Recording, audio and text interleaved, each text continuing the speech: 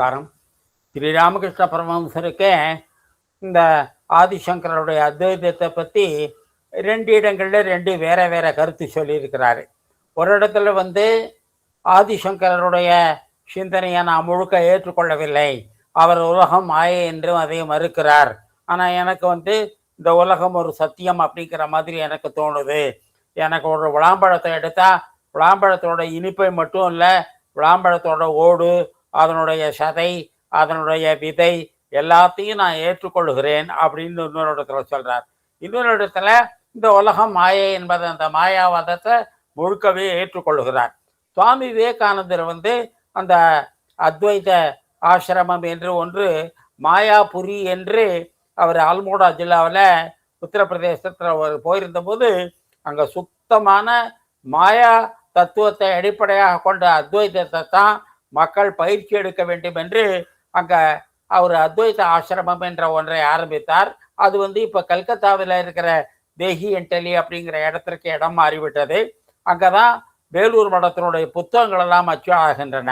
அந்த மாயா புரி அந்த இடத்துல சுவாமி விவேகானந்தருக்கு சுத்தமான அத்வைதத்தை தான் பிராக்டிஸ் பண்ணணுங்கிற எண்ணம் இருந்தது. பார்த்தா யாரோ ஒரு ராமகிருஷ்ணருடைய படத்தை கொண்டு வந்து வச்சுட்டாங்க. நான் இங்கே சுத்தமான அத்வைதத்தை தான் பிராக்டிஸ் பண்ணணும்னு நினச்சிட்டேன், இந்த கிழவரை ஏற்கனவே இங்கே உட்காந்துட்டாரு அப்படின்னு சுவாமி விவேகானந்தர் சொல்றாரு. சாரதா தேவியார் ஒரு இடத்துல நாங்களெல்லாம் சுத்தமான அத்வைதிகள் தான் அப்படின்னு சொல்லியிருக்கிறாரு. அதனால ராமகிருஷ்ணருடைய அபிப்பிராயத்துல 2 கருத்துக்களும் இருக்கிறது. சில இடத்துல நாங்கள் அத்வைத்திகள் அப்படிங்கிற மாயாவாதத்தை ஏற்றுக்கொள்கிற கருத்து இருக்கிறது. இன்னும் சில இடத்துல நாங்கள் இந்த மாயாவாதத்துக்கும் ராமானுஜருடைய விசிஷ்டாத்வைத்தம், உலகம் சத்தியம் என்ற போக்கு, இந்த 2க்கும் இடைப்பட்ட நிலை இருக்கின்றது. அதனால இதுதான் உண்மை அதுதான் உண்மை என்று நம்ம சொல்லக்கூடாது. இந்த 2க்கும் இடையில நிறைய கிரடேஷன்ஸ் இருக்கு, நிறைய கொஞ்சமான மாற்றங்கள் இருக்கின்றன. இதை பற்றி மவுண்டன் பாத்துன்னு அந்த ரமணாசிரமத்தினுடைய பத்திரிகையில மோகன் ராவ்னு ஒருத்தர் 4 ரொம்ப பிரமாதமான கட்டுரைகள் எழுதியிருந்தார். அந்த மாதிரி குப்புசாமி சாஸ்திரி என்று மெட்ராஸ் சம்ஸ்கிருத காலேஜினுடைய நிறுவனர், அவர் காம்ப்ரமைசஸ் இன் அத்வைத்தம், அத்வைதத்தில் கொஞ்சம் விட்டு கொடுக்கும் தன்மை அப்படிங்கிறத பற்றி 1940 வருஷம் அவர் ஆற்றின சொற்பொழிவு. அந்த சொற்பொழிவினுடைய முக்கியத்துவத்தை கருதி அதை 2வதாக எழுதியிருக்கிறாங்க. ஆனால் சுத்தமான அத்வைதிகள் என்ன பண்ணுவாங்க, ஞானம் ஒன்றுதான் மனுஷனுக்கு மோட்சத்தை கெடும், அதனால இந்த ஞானத்துல ஒன்றும் விட்டு கொடுக்கறது அப்படிங்கிறதெல்லாம் கிடையாது. ஒருத்தன் தூங்கிட்டு இருக்கான், அவன் தூக்கத்துல அவன் ஒரு புலி அவனை சாப்பிட போகுது. அந்த புலி அவனை திங்காம இருக்க என்ன பண்ணலாம், புலிக்கு ராஜயோகம் கற்பிக்கலாமா, புலியை பார்த்து புலியே என்னை காப்பாத்துன்னு பஜனை பண்ணலாமா, புலிக்கு ஞானோபதேசம் பண்ணலாமா, புலிக்கு தொண்டு செய்யலாமா? அந்த புலியிலிருந்து தப்பிக்க ஒரே வழி என்ன, தூக்கத்திலிருந்து விழிப்பது தான். இதிலெல்லாம் இடைப்பட்ட நிலைகள் எதுவும் கிடையாது. ஒரு கிணறை தாண்டணும் அப்படின்னா அதுல இன்னைக்கு கால்வாசி கிணறு தாண்டுவேன், நாளைக்கு பாதி கிணறு தாண்டுவேன், நாளை மறுநாள் முக்கால்வாசி கிணறு தாண்டுவேன், 4ஆம் நாள் முழு கிணறு, அப்படியெல்லாம் முடியாது. தாண்டினா முழுக்க காட்டுவீங்க, இல்லாட்டை கிணத்துக்குள்ள விழுவீங்க. அதனால இந்த இடைநிலைகள் எல்லாவற்றையுமே ஒத்துக்கொள்வதில்லை. இதற்கு நான் சொல்ற உதாரணத்தை சாஸ்திரத்துல இதுக்கு ஒற்றுமை இருக்கா இல்லையான்னு எனக்கு தெரியாது. ஒரு ஸ்லேடை மாதிரி. அப்ப பூசணிக்காய்க்கும் சிவனுக்கும் ஸ்லேடை அப்படின்னு காளமேகம் ஒரு பாட்டு பாடி இருக்காரு. இந்த பூசணிக்காய் ஈசனா போற்று அப்படின்னு. இந்த பூசணிக்காய்க்கும் ஈசனுக்கும் நடுப்புற இடைநிலைகள் ஏதாவது இருக்குமோ? 10% பூசணிக்காய், 90% ஈஸ்வரன், 50% பூசணிக்காய், 50% அப்படியெல்லாம் ஒன்றும் கிடையாது. உங்களுக்கு பூசணிக்காய் தெரிஞ்சா பூசணிக்காய் தெரியும், இறைவன் தெரிஞ்சா இறைவன் தெரியும். இந்த 2லிருந்து இது படிப்படியா மாறுதல் என்பது இல்லை. திருமூலருடைய அந்த மரத்தை மறைத்தது மாமர யானை அப்படிங்கிறதுல இருக்கு இல்லையா, இதுல 10% மரம் 90% யானை அப்படியெல்லாம் கிடையாது. உங்களுக்கு யானை தெரிஞ்சா யானை தெரியும், மரம் தெரிஞ்சா மரம் தெரியும். மரத்துல கொஞ்சம் யானையில கொஞ்சம் அப்படியெல்லாம் தெரியாது. நீங்க கன்னியாகுமரி விவேகானந்த ராக் மெமோரியல் வந்தீங்கன்னா அங்க ஒரு தூண்ல ஒரு நந்தியும் ஒரு யானையும் சேர்ந்த ஒரு சிற்பம் இருக்கும். ஒரு பக்கத்துல பார்த்தா அந்த நந்தியோடைய திமில் மாதிரி இருக்கும் அந்த சிற்பம். இன்னொரு பக்கத்துல இருந்து பார்த்தா அந்த யானையோடைய தும்பிக்கை மாதிரி இருக்கும். நீங்க யானையை பார்த்தா நந்தி தெரியாது, நந்தியை பார்த்தா யானை தெரியாது. நந்தியிலிருந்து யானைக்கு படிப்படியாக மாறுதல் என்பது இல்லை. ஏன் இந்த வாதத்துக்கு நான் எவ்வளவு முக்கியத்துவம் கொடுக்குறேன் அப்படின்னு சொன்னா, இன்றைக்கு செயற்கை நுண்ணறிவுன்னு ஒண்ணு இருக்கு இல்லையா? அந்த செயற்கை நுண்ணறிவை பத்தி பேசுறவங்க எல்லாருமே என்ன பண்றாங்க, இயற்கையில அன்புன்னு ஒண்ணு இருக்கு, அறிவுன்னு ஒண்ணு இருக்கு. இந்த அறிவு என்பதை அப்படியே கொஞ்சம் கொஞ்சம் கொஞ்சம் கொஞ்சம் கொஞ்சமா கொண்டு போனா அறிவுக்கு போயிடலான்னு சொல்றாங்க. இல்லவே இல்லை. அன்புக்கும் அறிவுக்கும் நடுப்புற இடைநிலைகள் இல்லை. எப்படி யானைக்கும் மரத்துக்கும் நடுப்புற இடைநிலைகள் கிடையாதோ, அப்ப அறிவு வேலை செய்யற இடத்துல அன்பு வேலை செய்யாது, அன்பு வேலை செய்யற இடத்துல அறிவு வேலை செய்யாது. ஸ்ரீராமகிருஷ்ண தேவர் ஒரு தடவை சுவாமி விவேகானந்தர் கிட்ட, இன்னொரு தடவை மகேந்திரநாத் குப்தா என்ற அமுதமொழிகள் எழுதினார் அவர்கிட்ட, நீ வெறும் படிப்பறிவு உள்ள ஒரு புத்திசாலியா, ஒரு சாமர்த்தியக்காரனா, ஒரு அறிவாளியா, ஒரு ஏட்டு சிறைக்காயா நின்றுட மாட்டேன்னு எனக்கு சத்தியம் பண்ணி கொடு அப்படின்னு ராமகிருஷ்ண பரமஹம்சர் கேட்கிறார். ஏனென்றால் கண்ணப்பனாரை போன்ற, நந்தனாரை போன்ற முழுமையான ஆன்ம ஞானிகளை உண்டாக்கிய தேசத்துல அறிவுக்கு என்ன முக்கியத்துவம்? 100க்கு 100 முக்கியத்துவம் அன்புதான். ஆனா இன்றைக்கு இந்த ஆர்டிபிஷியல் இன்டெலிஜென்ஸ்காரங்க என்ன பண்றாங்க அப்படின்னாக்கா, கொஞ்சம் கொஞ்சம் கொஞ்சம் கொஞ்சம் கொஞ்சமா இந்த ஆர்டிபிஷியல் இன்டெலிஜென்ஸை நாங்க பின்பற்றினாக்க ஒரு நாளைக்கு போய் அன்பு நிலையை அடைஞ்சிடலாம். நீங்க குட்டி கரணம் போட்டாலும் அடைய முடியாது என்பதுதான் வாதம். இதை பத்தி இது ஒரு பெரிய டாபிக். இதையே பத்தி முழுக்க பேசலாம். ஆனா அறிவுக்கும் அன்புக்கும் இடைநிலை என்பது கிடையாது. அதுல இந்த செயற்கை நுண்ணறிவு அனாவசியமாக மனித குலத்தின் மீது மிகப்பெரிய சுமையை சுமத்துகிறது. அந்த சுமை மனித குலத்தை திருப்பி அடிக்கிற போது எத்தனை தடவை மனித குலம் அன்பு வேண்டாம் அறிவு போரும், அன்பு வேண்டாம் அறிவு போரும், அன்பு வேண்டாம் அறிவு போரும்னு சொல்லிச்சோ, அத்தனை சுமையும் மனித குலத்தை ஓங்கி ஒரு ஒத்த கொடுக்க போகுது. அப்ப ஏற்படுகின்ற நஷ்டம் பயங்கரமா இருக்கும். எங்க சயின்ஸ்ல இதை பத்தி நிறைய படிப்போம். பூமி என்ன பண்ணும், அதுக்கு நீங்க பண்ற அநியாயத்தெல்லாம் வாங்கி வாங்கி வாங்கி வச்சுக்கும். நல்ல எங்க சப்ஜெக்ட்ல சொல்லுவோம், நீங்க கண்ட இடத்துல தண்ணியை தேக்கி அணை கட்டாதீங்க அப்படின்னு. மகாராஷ்டிரத்துல கொயினான்னு ஒரு இடம், அங்க நிறைய தண்ணியை தேக்கி அணை கட்டினாங்க. நாங்க சொன்னோம், இந்த இடம் தாங்காது, இந்த இடம் தாங்காது அப்படின்னு. இல்லை இல்லை தாங்கும் அப்படின்னு இன்றைக்கு ஆர்டிபிஷியல் இன்டெலிஜென்ஸ்காரன் சொல்றான் இல்லையா, கொஞ்சம் கொஞ்சம் கொஞ்சம் கொஞ்சம் கொஞ்சமா நாங்க போயிடுவோம் அப்படிங்கிற மாதிரி நாங்க பூமி தாங்குற அளவுக்கு தான் அது மேல சுமையை சுமத்துவோம் அப்படின்னு சொன்னாங்க. கடைசியில அன்னைக்கு வார்த்தை இந்த டிப்பிங் பாயிண்ட்ங்கிற வார்த்தையை யூஸ் பண்ணாரு. பூமியினுடைய அந்த சகித்து கொள்ளுகிற எல்லையை தாங்கின உடனே என்ன பண்ணுச்சு, கொய்னால ஒரு பெரிய பூகம்பம் ஆயிரக்கணக்கான வீடுகள் அழிந்து, நூற்றுக்கணக்கான மக்கள் அழிந்து, இவ்வளவு வருஷம் இந்த பூமியின் மீது மனிதன் அந்த சுமத்தின சுமை இருக்கு பாருங்க, அதுக்கு இந்த பூமி திருப்பி ஒரு அடி அடிச்சு. அதனால பூமியினுடைய இந்த தாங்கும் சக்தி, இயற்கையினுடைய தாங்கும் சக்தி, அதை நம்ம தவறாக எடை போடக்கூடாது. அதனால இந்த ஆர்டிபிஷியல் இன்டெலிஜென்ஸு அன்புக்கு ஒரு மாற்று இல்லை. இந்த விஞ்ஞானிகள் நிறைய புழுகுவாங்க, தன்னுடைய கம்ப்யூட்டரை வைக்கிறதுக்காக. தன்னுடைய கம்ப்யூட்டர் காலேஜில் பசங்கள்லாம் சேர்ந்து நிறையா பணம் சம்பாதிக்கணும் அப்படிங்கிறதுக்காக எதிர்கால விஞ்ஞானமே ஆர்டிபிஷியல் இன்டெலிஜென்ஸை தான் சேர்ந்து இருக்கு அப்படின்னு சொல்லுவாங்க. சத்தியத்தை, அன்பை, முழுமையை படிப்படியாக போய் அடைய முடியாது.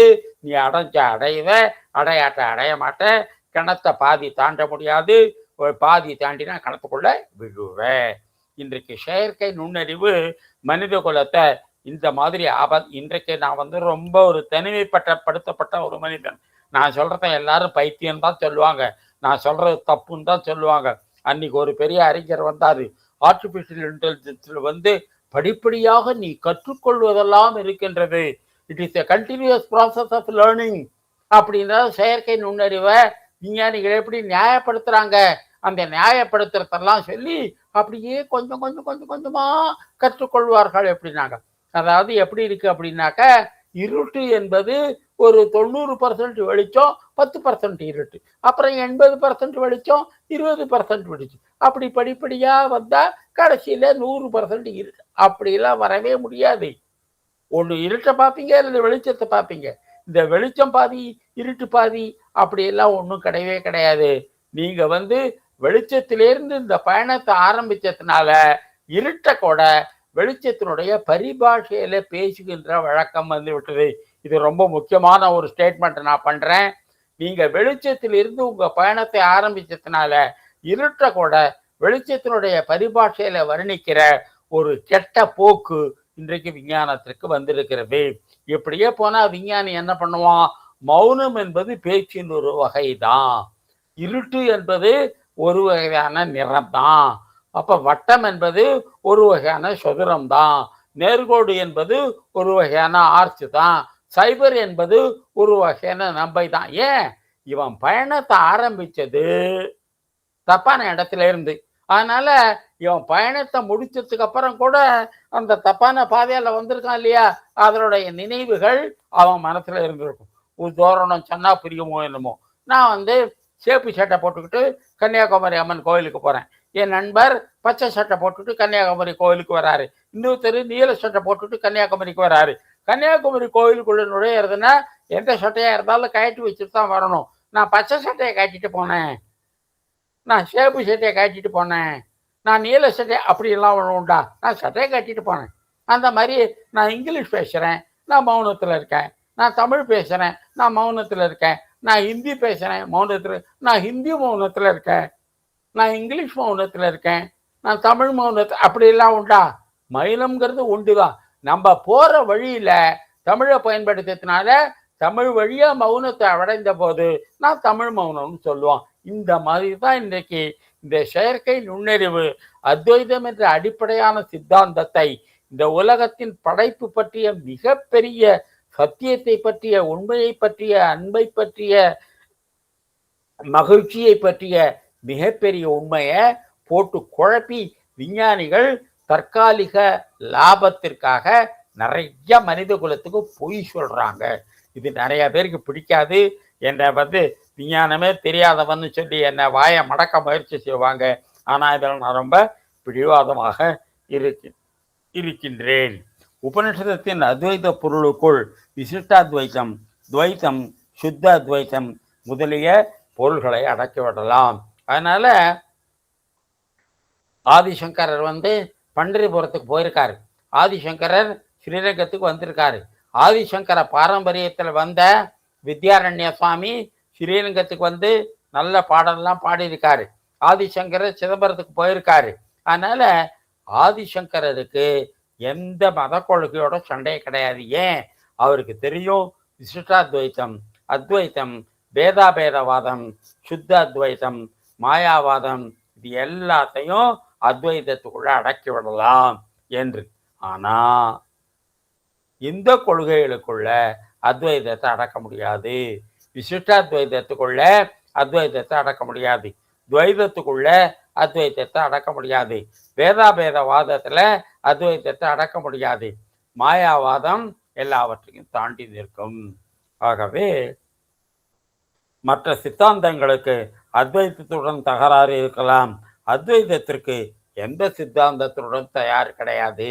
எல்லாம் இறைவன் என்று சொன்ன பிறகு நாராயணன் இறைவன் என்று ஏற்றுக்கொள்வதில் அத்வைதிக்கு என்ன பிரச்சனை இருக்க முடியும்? எல்லாம் இறைவன் என்று சொன்ன பிறகு சிவன் முழு பரம்பொருள் என்று ஏற்றுக்கொள்வதில் அத்வைதிக்கு என்ன பிரச்சனை இருக்க முடியும்?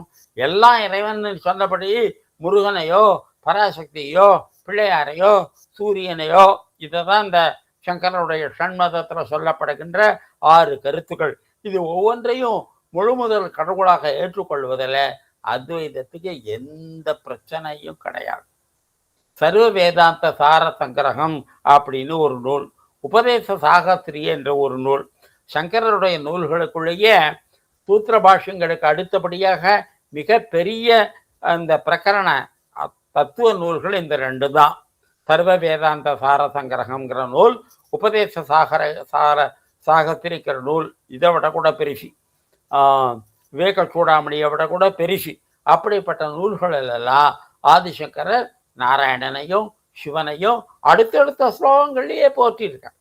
அதனால சங்கரருக்கு இந்த தெய்வ கொள்கையோட எந்த விதமான போராட்டமும் கிடையாது. இதைத்தான் ராமகிருஷ்ண பரமஹம்சர் நித்ய என்றும் லீலா என்றும் சொல்லுவார். நித்ய என்று அப்படி சொன்னா கிட்டத்தட்ட நிர்குண பிரம்மம், இறைவனுக்கு எந்த விதமான குணமும் கிடையாது. லீலா என்றால் சகுண பிரம்மம். அதனால ராமகிருஷ்ண பரமஹம்சருடைய கருத்தின்படி இந்த லீலா என்பது நித்தியத்துக்குள்ள அடக்கம். அதனால இத பல இடங்கள்ல அமுத மொழிகள்ல ராமகிருஷ்ணர் கூறியிருக்கின்றார்.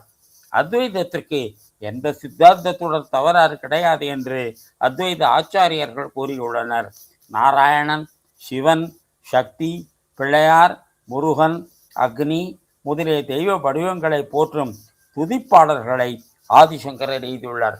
அக்னியை பற்றி மட்டும் ஏதோ எழுதினதா எனக்கு தெரியல, அதுக்கு பதிலாக முருகனை பற்றி எழுதியிருக்கார். இக்கருத்தை ஆதிசங்கரரி பாடல்களை எழுதியதின் சான்றுகளை நாம் குறிப்பிட முடியும். ஆதிசங்கருடைய நூல்களை பற்றி பார்க்கிற போது அவர் இந்த தெய்வங்களை எல்லாம் பற்றி பேசின அந்த பாடல்களை அங்கங்கு குறிப்பிட்டு கொண்டே போவோம். ஆதிசங்கரர் கூறிய மாயாவாதத்துக்கு பல விளக்கங்கள் குறிப்பிட முடியும். இந்த உலகம் கண்ணுக்கு தெரியுது, இது இல்லையா? இது எப்படி அவர் இல்லைன்னு சொல்ல முடியும்? அப்ப ஆதிசங்கரர் சொல்லார், மலடியின் மகனை போல இந்த உலகம் என்பது இல்லைன்னு சொல்லவே இல்லையே. முயலுடைய கொம்பு போல இந்த உலகம் இல்லாதது என்று நான் சொல்லவே இல்லையே. நீ பரம்பொருளை பார்க்கின்ற வரை இந்த உலகம் உண்மைதானதானே சொல்றேன். இதற்கு விவகாரிக சத்தியம், நடைமுறை உண்மை அப்படின்னு பேரு. ஆனா நான் பரம்பொருளையும் நம்ப மாட்டேன், இந்த உலகமும் இல்லை அப்படிங்கிற வாதம் ஆதிசங்கரருக்கு எடுபடாது. ஒன்றும் பரம்பொருள் சத்தியம்னு ஒத்துக்கோ, அல்லது இந்த உலகம் ஒரு தற்காலிக சத்தியம்னு ஒத்துக்கோ. பரம்பொருளை பார்க்கின்ற வரை இந்த உலகம் சத்தியம்தான். அதனாலதான் ஒழுக்கத்தை பற்றிய விதிகளை ஆதிசங்கரர் சொன்ன மாதிரி எவ்வளவு பேர் யாருமே அவ்வளவு சொல்லதில்லை. எஸ் ஐயர்னு ஒருத்தர், நம்பூர் ஐயர் இல்லை, அவர் இங்கிலீஷ் ஐயர். அவர் ஆக்ஸ்போர்ட் யூனிவர்சிட்டியில் மிஸ்டிசிசம் அண்ட் மொராலிட்டி, இந்த அத்வைதபரமான பக்திபரமான சிந்தனையில் ஒழுக்கத்துக்கு என்ன இடம் உண்டு அப்படிங்கிறத பற்றி கேட்குறாங்க. அன்னைக்கோட ஒரு நண்பர் சொன்னார், இந்த உலகம் முழுதும் பரம்பொருள் அப்படின்னா இதில் ஒழுக்கத்துக்கு, இதில் அன்புக்கு, தியாகத்துக்கு, சத்தியத்துக்கெல்லாம் எந்த மாதிரி இடமே இல்லையே, இந்த உலகம் முழுக்க மாயேன்னு சொல்லிட்டு நான் பட்டில் பொய் சொல்லலாமே. அப்படிப்பட்ட நிலையை சங்கரர் எடுக்கவே இல்லை. நீயே பரம்பொருள், உலகம் முழுதும் பரம்பொருள் என்று உணர்கின்ற வரை ஒழுக்கத்தினுடைய, சத்தியத்தினுடைய, தூய்மையினுடைய, எளிமையினுடைய, சொத்து சேர்க்காத ஆடம்பரமற்ற எளிமையினுடைய அந்த அஹிம்சா, சத்திய, அஸ்தேய, பிரம்மச்சரிய, அபரிகிரகம், சந்தோஷத்தப்ப, ஈஸ்வர பிராணிதான, சுவாத்தியாய, இந்த 10 ஒழுக்கம் பற்றிய அடிப்படைகளை சங்கரர் ஏற்றுக்கொள்கிறார். பரம்பொருளை மனிதன் அடைகிற வரை இந்த உலகம் சத்தியம்தான். பரம்பொருளை அடைஞ்சவனுக்குத்தான் உலகம் பொய். இது சங்கரருடைய வாதத்தை. இது சங்கரரை குற்றம் சொல்றவங்க என்ன பண்ணுவாங்க, வேணும்னே அவர் சொல்லாத கருத்துக்களை அவரை வாய்க்குள்ள திணிப்பாங்க. இது சங்கரரை குற்றம் சொல்லுவதற்காக மற்றவங்கள் செய்கிற ஒரு வாதம். அதெல்லாம் அப்படியெல்லாம் சங்கரர் சொல்லவே இல்லை. ஆனா சங்கரருடைய பெருமை என்ன தெரியுமா? சங்கரருக்கு பின்னாடி வந்த கபீர்தாசர் போன்றவர்கள், ராமகிருஷ்ண பரமஹம்சர் போன்றவர்கள் ஒன்று சங்கரர் சொல்லுகிற மாயாவாதத்தை ஏற்றுக்கொண்டு உலகம் இல்லாததுன்னு சொல்லணும், அல்லது அவரிடமிருந்து நான் ஏன் மாறுபடுகிறேன்ங்கிறதுக்கு விளக்கம் சொல்லி ஆகணும். சங்கரரை பைபாஸ் பண்ணிட்டு, சங்கரரை புறக்கணிச்சுட்டு அவரை பற்றி நான் பேச மாட்டேன்னு சுத்து போக முடியாது. இந்தியாவினுடைய வரலாற்றில் 2 பேர் இப்படிப்பட்டவங்க. ஒன்று ஆதிசங்கரர், இன்னொன்று மகாத்மா காந்தி. ஒன்று அவங்க சொல்கிறத நீங்கள் ஒத்துக்கணும், அல்லது அவங்க சொல்கிறத நான் ஏன் ஏற்றுக்கலை என்பதற்கு காரணம் சொல்லி ஆகணும். அவங்கள புறக்கணிக்க மட்டும் முடியவே முடியாது. இதுதான் சங்கரருக்கும் மகாத்மா காந்திக்கும் இந்தியாவினுடைய ஆன்மீக வரலாற்றில் இருக்கிற மிகப்பெரிய இடம். யூ கேனாட் இக்னோர் தம். ஆனாலப்பட்ட கபீர்தாசர் ஆனானப்பட்ட மகாத்மா காந்தி, ஆனானப்பட்ட ரமண மகர்ஷி. கபீர்தாசனோட ஒரு பாட்டு மாயா மகாட்டகனி எக ஜானே அப்படின்னு நான் ரொம்ப நாளைக்கு முன்னாடி ரொம்ப விரும்பி பாடுவேன். இப்போ பாடுறது போச்சு. அப்போ இந்த உலகம் முழுக்க மாயை என்பதை ஆதிசங்கரர் திரும்ப திரும்ப சொல்லுகின்றார். அதனால இந்த மாயாவாதம் என்பது ஒரு பெரிய சத்தம். இதை பற்றி இன்னும் கொஞ்சம் விளக்கமாக பார்க்க போகிறேன். குருதேவர் ரானடே வந்து உலகத்தினுடைய எல்லா அறிஞர்களும் ஜீன்பால் சார்த்திரையிலேருந்து காண்டிலிருந்து மேற்கத்திய அறிஞர்கள் வரை, ஏன் ஆனானப்பட்ட சாக்ரட்டிஸ் பிளாட்டோவிலிருந்து எல்லாருமே ஏதாவது ஒரு விதத்தில் உலகம் உண்மைக்கு அப்பாற்பட்டு நம் கண்ணுக்கு தோன்றுகின்ற ஒரு தோற்றம் தான். அந்த தோற்றத்திலிருந்து உண்மையை நோக்கி போகின்ற போது ஒரு ஜம்ப், ஒரு தர்க்க தொடர்பின்மை. இந்த ஜம்ப்னு சொல்றத தர்க்க தொடர்பின்மைன்னு சொல்லுவேன் நான். அதை நம்ம கடந்து தான் போயாகணும். இது எங்க இருக்கிற பிளாட்டோ, எங்க இருக்கிற சாக்ரட்டிஸ், எங்க இருக்கிற காண்ட்டு, எங்க இருக்கிற ஆனானப்பட்ட கம்பெனியை பற்றி பல தடவை சொல்லியிருக்கிறேன். அலங்களில் தோன்றும் பொய்மை அறவென்ற பூதம் வைந்தும் விளங்கிய விகாரப்பாட்டின் வேறுபாடு உற்ற நீக்கம் கலங்கியது எவரை கண்டால் அவர் என்றே கைவில் ஏந்தி இலங்கையில் பொருதார் என்றே அவர் தம்மை அழைத்து காப்பார். சுந்தரகாண்டத்தினுடைய முன்னுரை பிரார்த்தனையாக ஆதிசங்கரர் கம்பரை எழுதினது மாயாவாதத்தை ஏற்றுக்கொள்கிறார். அதனால இந்த மாயாவாதம் என்பது ஒரு தவிர்க்க முடியாது. அப்போ பரம்பொருளை உணரும் வரை உலகம் சத்தியம்தான் என்று ஒழுக்க நிலைகளை ஆதிசங்கரர் வற்புறுத்துகிறார். இந்த இடைநிலை ஒரு உலகளாவிய சத்தியம், மாயை என்று அதற்கு பெயர். மாயையை ஆத்மாவின் அறியாமையாகவும் நினைக்கலாம். அப்ப விசிஷ்டாத்வைதிகள் ராமானுஜரை போன்றவர்கள் ஆதிசங்கரை எதிர்ப்பதற்கு அவங்க அடிக்கடி சொல்ற வாதம் என்ன? இந்த மாயை எங்கேயா இருக்கு? மாயை பரம்பொருளோட சேர்த்ததா? பரம்பொருள் விட்டு அழுக்கு இருக்குன்னு சொல்றிய? அவர் சுத்தமான தூய்மையானவர், அவர்கிட்ட எப்படி அழுக்கு வந்தது? சரி, மாயை வந்து ஜீவாத்மா கிட்ட இருக்குன்னு சொல்றிய? இந்த மாயை ஜீவாத்மா இருந்தா இந்த மாயை எப்படி உலகத்தை படைக்க முடியும்?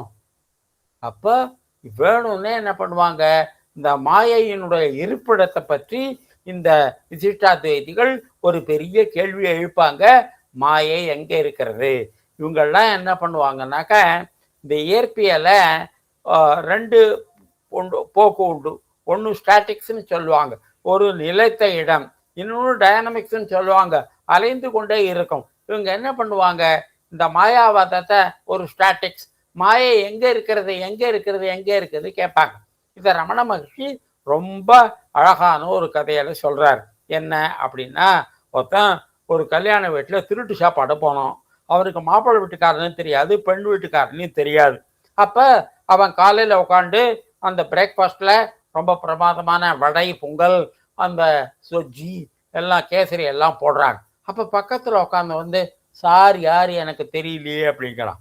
இந்த திருட்டு சாப்பாடு சாப்பிட வந்து கேட்குறான், நீங்கள் யார் எனக்கு தெரியலையே அப்படிங்கிறான். எனக்கு தெரியாதா, நான் மாப்பிள்ளையனோட கிளாஸ்மேட்டு, நாங்கள் 2 பேரும் ஒன்றா ஃபுட்பால் விளையாடினோமே அப்படிங்கிறான்.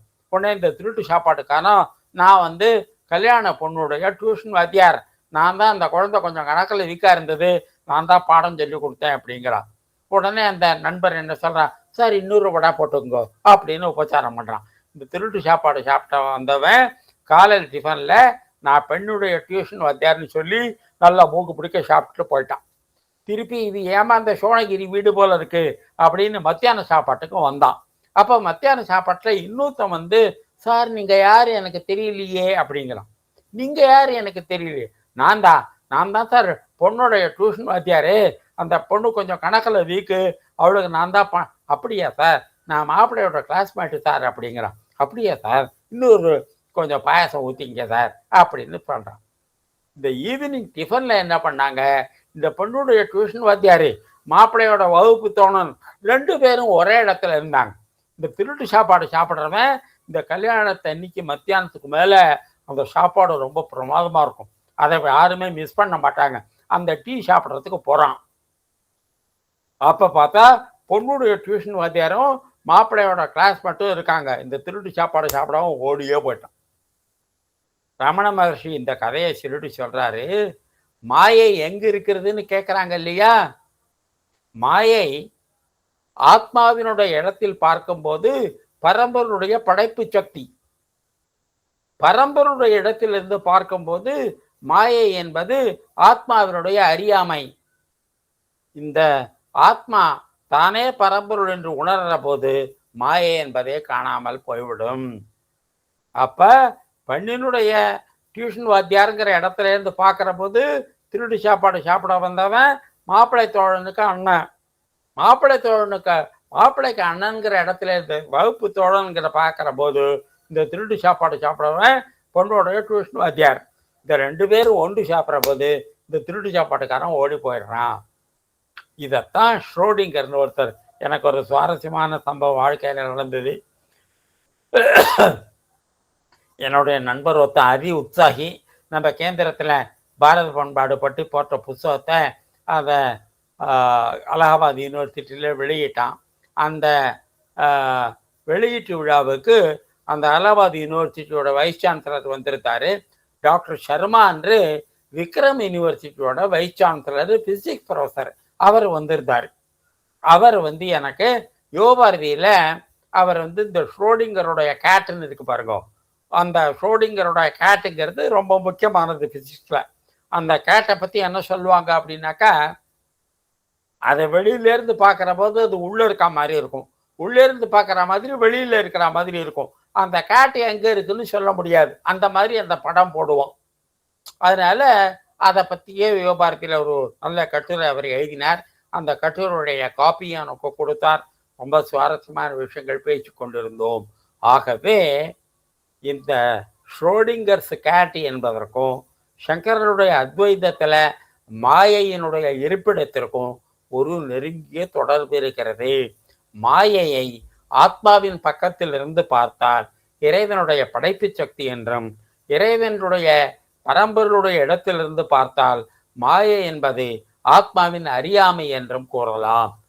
ஆத்மா தானே பரமாத்மா என்று உணர்கின்ற போது இந்த மாயை இருக்குமிடம் தெரியாமல் ஓடிவிடும்.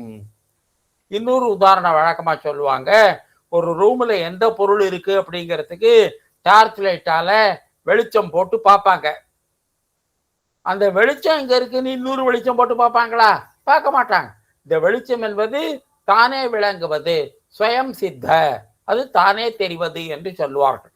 ஆகவே இந்த மாயையின் இருப்பிடம் எது என்று விசிஷ்டாத்வைதிகள் கேட்கிற கேள்வியினுடைய வேறையே இதை ராமானுஜர் தோன்றுவதற்கு பல நூற்றாண்டுகளுக்கு முன்னாடியே ஆதிசங்கரர் இப்படியெல்லாம் கேட்பாங்கன்னு அந்த கேள்வியை எதிர்பார்த்து அதற்கு பதில் சொல்லியிருக்கிறார் என்பதுதான் ஆதிசங்கருடைய பெருமை. ராமானுஜர் கேட்டப்புறம் பதில் சொல்லல, இப்படியெல்லாம் கேட்பாங்கன்னு எத்தனையோ நூற்றாண்டுகளுக்கு முன்னாடியே பதிலையும் எழுதி வச்சுட்டு போயிட்டார். இந்த இடைநிலை ஒரு உலகளாவிய சத்தியம். மாயை என்ற அதற்கு பெயர். மாயையை ஆத்மாவின் அறியாமையாகவும் நினைக்கலாம், பரம்பொருளின் படைப்பு சக்தியாகவும் நினைக்கலாம். இதை பற்றி ரமண மகர்ஷி கல்யாண விருந்தில் மாப்பிள்ளை என்ற கதை நினைக்கத்தக்கது. இந்த உலகளாவிய தொடர்நிலையை ஆர்தர் கோய்ஸ்லர்னு ரொம்ப புகழ்பெற்ற இயற்பியலாளர், பேலியன்டாலஜிஸ்ட், கதை எழுத்தாளர், ஆர்டிஸ்ட், ஈஸ்தட்டிஷியன். அவருக்கு நோபல் பிரைஸ் கிடைக்காம போனது எனக்கு ரொம்ப வருத்தம். அவருடைய எல்லா புத்தகங்களையும் நான் ரொம்ப விரும்பி படிப்பேன். ஜேனஸ் த டூ ஹெட்டட் அப்படின்னு ஒரு புத்தகம் எழுதியிருக்காரு. அதில் ஒரு பாம்பை பற்றி பேசுகிறார். அந்த ஜேனஸ்ங்கிற வார்த்தையிலிருந்து தான் ஜனவரிங்கிற வார்த்தை வந்தது. ஜனவரிங்கிற மாதம் இருக்கு பாருங்க, அதனுடைய பின்பக்கம் போன வருஷத்தை காட்டும், அதனுடைய முன்பக்கம் அடுத்த வருஷத்தை காட்டும். அப்போ போன வருஷத்துக்கும் இந்த வருஷத்துக்கும் இடைநிலை அந்த ஜேனஸ்.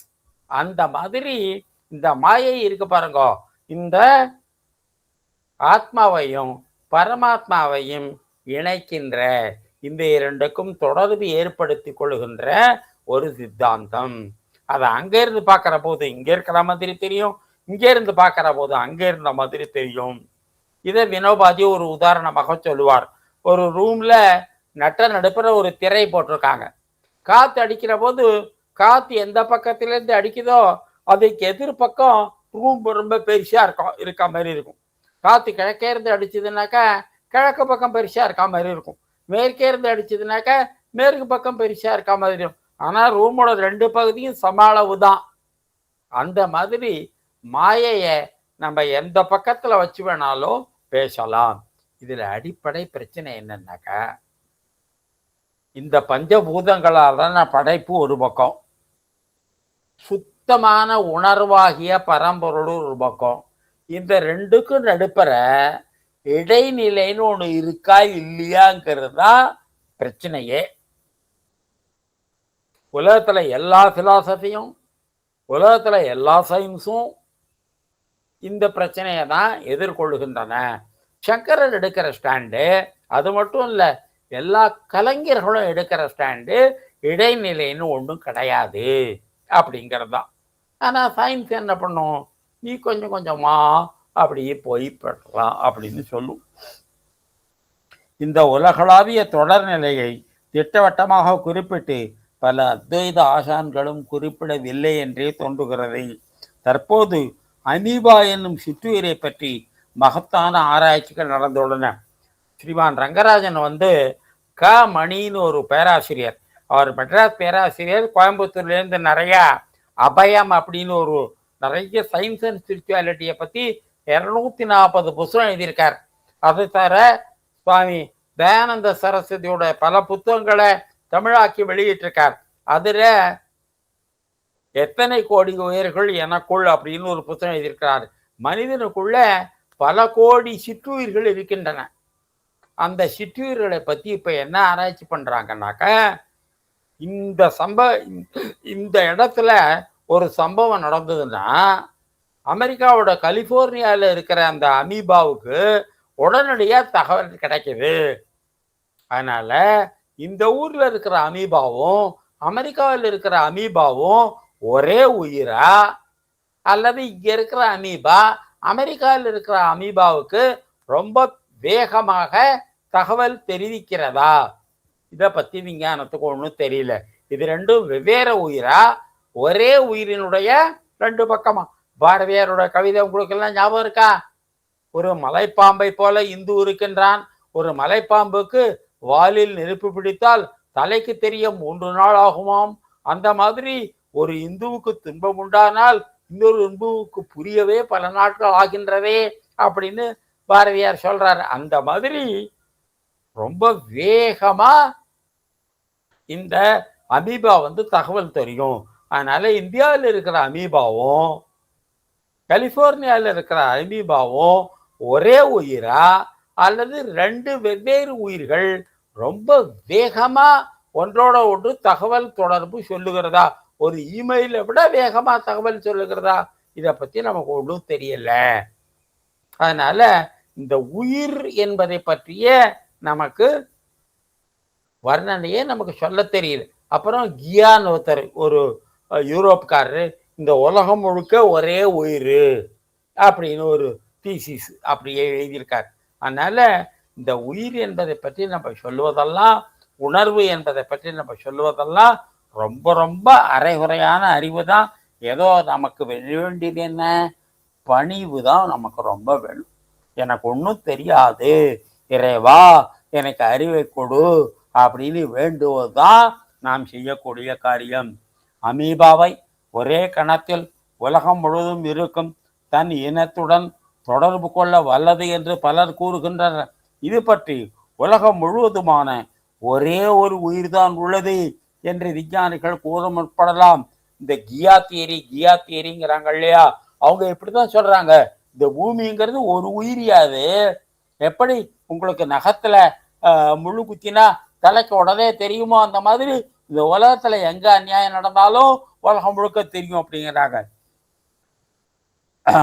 இது ஈசாவாசிய உபநிஷத்தின் தத்தேச்சதி என்ற மந்திரத்துடன் 100க்கு 100 பொருந்தி வருவது. என்ன நம்ம ரிஷிகள் நமக்கு பண்ணியிருக்கிற அந்த உபகாரம் இருக்கு பாருங்க, அதை சொல்றதுக்கு வார்த்தைகளே கிடையாது. தத்தேஜதி தத்ன ஏஜதி தத்தூரே தது அந்திகே தது சர்வசிய அந்தரஸ்ய தது சர்வசிய அஸ்ய பாக்கியத்தக. அது செல்கிறது, செல்லாமல் இருக்கிறது, அது தொலைவில் இருக்கிறது, அது அருகில் இருக்கிறது, அது தான் செல்லாமலே உலகம் முழுவதையும் வெகு வேகமாக கடந்து விடுகிறது. இந்த தமிழ்ல கடவுள் அப்படின்னு ஒரு வார்த்தை உண்டு. எல்லாத்துக்கும் அப்பாற்பட்டது, எல்லாத்துக்கும் உள்ள இருப்பது. உள் அப்படின்னா எல்லாத்துக்கும் உள்ள இருப்பது, கடை அப்படின்னா எல்லாத்துக்கும் அப்பாற்பட்டது. இந்த ரெண்டையும் சேர்த்து பரம்பொருள் எங்க இருக்கிறார்? எல்லாத்துக்கும் உள்ள இருக்கார், எல்லாத்துக்கும் வெளியில இருக்கார். எத்திக்கும் தானாகி என்னிதயத்தை ஊறி தித்திக்கும் ஆனந்த தேனே பராபரமே அப்படிங்கிறார் தாய்மான சுவாமிகள். இவ்வளவு பெரிய கருத்தை கடவுள் அப்படிங்கிற ஒரு சின்ன 4 எழுத்து வார்த்தைக்குள்ள தமிழை அடக்கி இருக்கான். அப்படின்னா அந்த அனுபவம் இல்லாமையா சொல்றான்? அந்த அனுபவத்தை பெற்றதுனால தானே இவ்வளவு சுருக்கமா, இவ்வளவு அழகா, இவ்வளவு லட்சணமா, இவ்வளவு உண்மைகளை மிக சிறிய வார்த்தையில அடக்கி தமிழனால சொல்ல தெரிஞ்சது. ஆகவே இந்த கடவுள் என்ற வார்த்தையை பற்றி சுனித் குமார் சாட்டர்ஜி அப்படின்னு பெங்காலில் மிகப்பெரிய மொழியியல் அறிஞர், விவேகானந்தா ராக் மெமோரியல் கமிட்டிக்கு வைஸ் பிரசிடென்டா இருந்தார். எப்படிப்பட்ட பெரியவங்களெல்லாம் தூக்கி ஏக்நாத்ஜி நமக்கு அறிமுகப்படுத்தி வச்சிருக்காரு அப்படின்னா இந்த சுனித் குமார் சாட்டர்ஜியை பற்றி சொல்லுவாங்க. அவர் ஒரு ரிக்ஷால போவாராம், அவருடைய புஸ்தகங்கள்லாம் இன்னொரு ரிக்ஷால வருமா. அப்படிப்பட்ட கல்வியாளர். அவர் சொல்லுகிறார், நான் உலகத்து மொழிகளெல்லாம் படிச்சிருக்கேன், இந்த கடவுள் என்ற தமிழ் வார்த்தைக்கு சமமான மொழி உலகத்துல வேற எந்த மொழியிலுமே கிடையாது என்று அவர் சொல்லுவார். தத்தேஜதி தத்தூரே தது அந்திகே தது அந்தரஸ்ய சர்வஸ்ய தது அஸ்ய பாக்கியத்தக. என்ன அழகு, என்ன அழகு. ஈஷாவா தான் மகாத்மா காந்தி சொன்னார் இல்லையா, இந்த உலகத்துல உபனிஷதம்ங்கிற இலக்கியமே இல்லாமல் போனாலும் சரி, இந்த ஈஷாவாசிய உபனிஷதம் அப்படிங்கிற ஒன்று இருந்தா போறோம், இந்து மதம் உலகத்திற்கு தர வேண்டிய உபதேசங்கள் எல்லாம் மிஞ்சிவிடும் அப்படின்னு காந்தி சொல்றார். அந்த மாதிரி கருத்துக்களை எல்லாம் இந்த ஈஷாவாசிய உபனிஷதம் தனக்குள்ளே பிடித்து வைத்திருக்கிறது. ஒரே ஒரு உபனிஷதம் படிக்கணும் அப்படின்னா ஈஷ படிக்கணும், கட்டா படிக்கணும். ஒரே பொருள் உலகளாவியது என்ற வாதம் வேறு. அதை நாம் எங்கு பார்க்கிறோமோ அங்கங்கு இருப்பதாக அது தோன்றுகிறது. யோ யதாமாம் பிரபத்யந்தே தாம் ததைவ வஜாமகம் யோயா யோயா தனும் பக்தியா ஸ்ரத்தையார்த்தமிச்சதி தஸ்ய தஸ்யாச்சலாம் ஸ்ரத்தாம் தாமேவே தாமகம். கேந்திரத்துக்கு ஒரு வைஸ் பிரசிடென்ட் இருந்தார், பேராசிரியர் KN வாஸ்வானின்னு பேரு. கம்ப்ளீட் ஒர்க்ஸ் ஆஃப் மகாத்மா காந்தியோட டாக்டர் K சுவாமிநாதனோட சேர்ந்து எடிட் பண்ணினார். எத்தனை பக்கம் தெரியுமா? 550 பக்கம் கொண்ட 120 வால்யூம். அந்த எடிட்டோரியல் போர்டில் இவர் இருந்தார். அவர் தியானத்துக்கு சாயங்காலம் கேந்திரா கடற்கரையில் போய் உட்காந்துருப்பார். கடலுடைய அலைகள், அந்த கடலில் இருக்கிற அதுக்கு மேலே இருக்கிற ஆகாயத்தில் இருக்கிற மேகங்கள், அது எப்படி ஒவ்வொரு கணமும் உருமாறுது அப்படி பார்த்து கொண்டே இருப்பார். ஒரு குழந்தை இந்த கணம் பார்த்தீங்கன்னா அடுத்த கணம் இந்த மாதிரி இருக்காது. குழந்தையனுடைய உருவத்துல இந்த உலகத்துல இருக்கிற எல்லா உணர்வுகளையும் பார்த்துடலாம்னு சொல்லுவாங்க. அந்த மாதிரி கைலாசத்தை பார்த்தவங்க சொல்லுவாங்க, இந்தியாவில் எத்தனை விதமான கோபுரங்கள் இருக்கோ அத்தனையும் கைலாசத்துல பார்த்துடலாம் அப்படின்னு கைலாசம் போயிட்டு வந்தவங்க சொல்லுவாங்க. அதனாலதான் இவ்வளவு பேர் கைலாசத்தை பத்தி வர்ணனை பிரிந்த பிறகு கூட கைலாசம் நமக்கு அவ்வளவு கவர்ச்சிகரமா இருக்கிறது. வெறும் மலை, கல்வி, உயிரற்ற பொருள். ஆனா கைலாசத்தை பார்த்தவங்களுடைய உள்ளத்துல என்ன மாதிரி ஒரு படைப்பாற்றல் உணர்வு, ஒரு இன்ப அனுபவம், ஒரு புத்துணர்வு உண்டாகுது அப்படிங்கிறத பத்தி போயிட்டு அவங்க சொல்றத கேட்கணும். அந்த மாதிரி கைலாசத்துக்கு ஒரு உயிர் துடிப்பு உண்டு. இந்தியாவில் இருக்கிற அத்தனை கோபுரங்களும் கைலாசத்தினுடைய விதவித தோற்றங்களுடைய வெளி அமைப்பு தான் என்றெல்லாம் அறிஞர்கள் சொல்லுவதற்கு நான் கேட்டிருக்கின்றேன். அந்தந்த தோற்றமாக இருக்கிறது. அந்த மாதிரி கண்ணனை அத மாதிரி பாகவதத்துல ரொம்ப அழகா ஒரு கவிதை வருது. கண்ணனை தாயின்னு நினைச்சு பார்த்தா தாயா தோற்றம் அளிப்பாராம், காதலன்னு தோற்றமளித்தா காதலனா தோற்றமளிப்பாராம், என் ஜாதிக்காரன்னு தோன்றினா என் ஜாதிக்காரனா காற்றளிப்பாராம், என் நண்பன்னு பார்த்தா நண்பன்னு தாப்பேற்பாராம், நான் வணங்குற கடவுள்னு சேர்த்தா கடவுள்னு வணங்குவாராம்.